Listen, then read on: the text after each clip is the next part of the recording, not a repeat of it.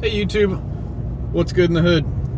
Little weekend Saturday vlog. I'm actually on my way to my parents' house to meet with my family to go out for dinner for my brother's birthday. So it's about a half hour away, so I figured, and I didn't bring my fiance, so I figured good time to do a vlog. So MWC was this week, and I think that's actually more important than CES. MWC is kind of the CES of Europe.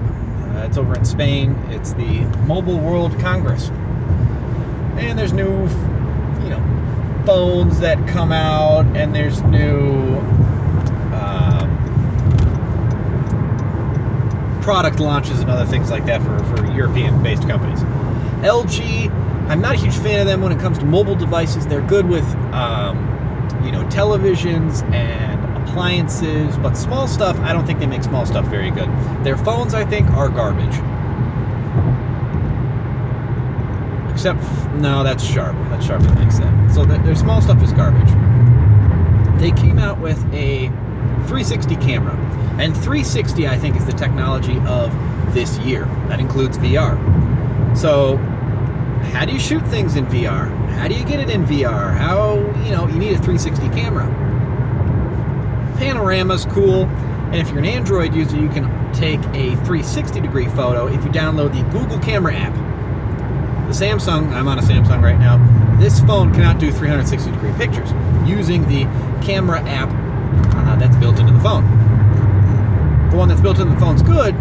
It's what I'm shooting on right now, but it's not great. So, download the Google one and you'll be able to take 360 pictures. And it's really cool if you haven't done that. But LG and Samsung and all these other companies have started to come out with 360 cameras. And they're cool, whatever. But then you have to have a way to view those 360 degree pictures. You can't, it's very lame on a flat screen. So LG has come out with their own VR headset. And holy fucking Christ, is it horrible. It is the most pathetic ass excuse for a VR headset I've ever seen in my life. If that thing costs more than $50 retail, nobody's gonna buy it. It's like this real thin, like whatever that guy from Star Trek has over his eyes. It's like that big.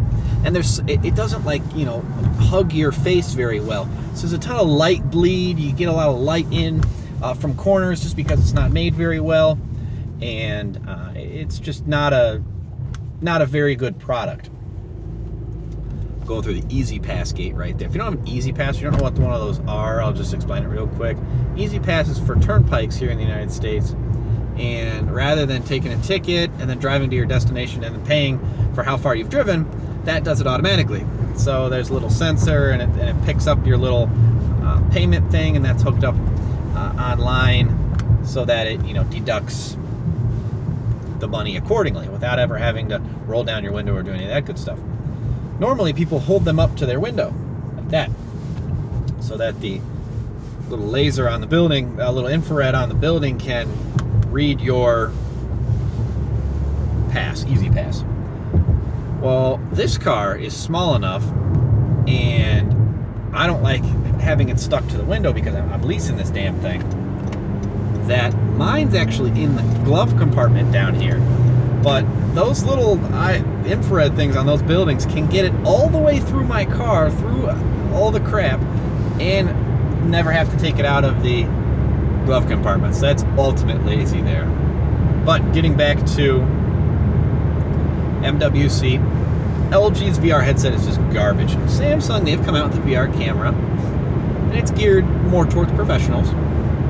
Expensively priced as well. But Samsung has their VR headsets already. They have an infrastructure to be able to accommodate 360 photos, so that's good. And I talked about the HP and Microsoft products in another vlog. Those are kind of cool, but still too pricey. Something that I might be interested in is kind of a Microsoft Surface tablet, laptop, whatever you want to call it, Surface competitor. A lot of people are starting to make those. There's a lot of Chinese companies out there that you've never heard of before, like Distronics and Geek Buying and DZ and other companies like that. But Huawei, and they've been leaking into the United States slowly. Their big hit in the United States is the Nexus 6P. So Google contracted them for their first phone. So, and Huawei makes okay devices. They've got a weird name though. It's like HUIWAUI or something like that. It's really, but it's pronounced Huawei. And they came out with a Microsoft Surface competitor called the Huawei Mate. And the Mate is kind of like their Note. It's a large device.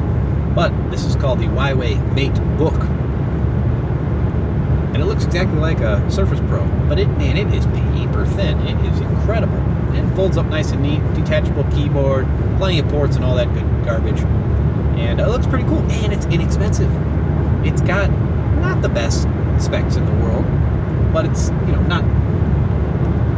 Nobody uses Surface Pros for workbooks. People use Surface Pros for light business work and, portability and on-the-go and other things like that. And yes, the specs on Surface Pros are good, but they're really not that great when you get down to nitty-gritty stuff. So the Huawei MateBook is perfect, and I think it starts at like $400 or less. I think it's $399, and that's a perfect price point because you can buy two, almost three of them for the price of one Surface Book or Surface Pro.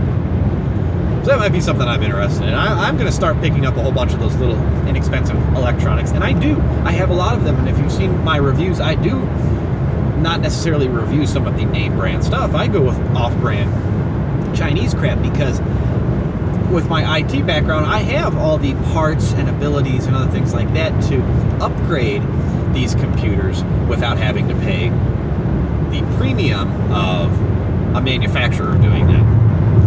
I buy cheap garbage laptops like my Elite books and my Asus Zen books that only have 2 or 4 gigs of RAM, but I look for expandability.